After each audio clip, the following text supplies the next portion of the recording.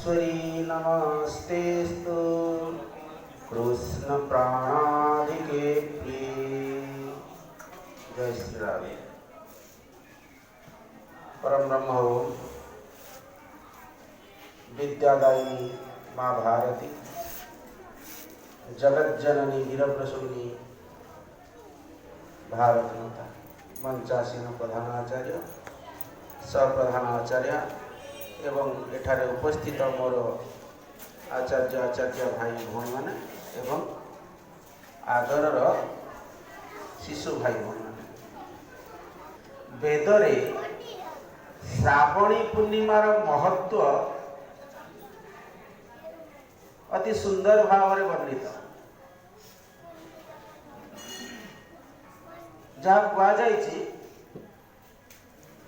श्रावणी पूर्णिमा विद्यारंभर प्रकृष्ट तिथि।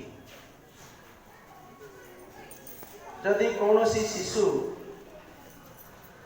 विद्यारंभ करने को थाए प्रकृष्ट समय हूँ श्रावणी पूर्णिमा जहाँ वेदरे वर्णित।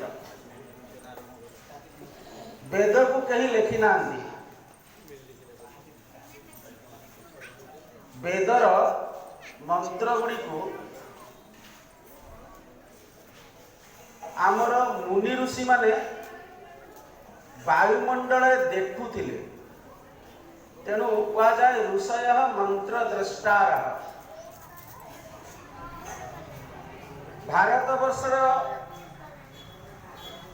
प्रत्येक परंपरा संपूर्ण भाव में विज्ञान सम्मत।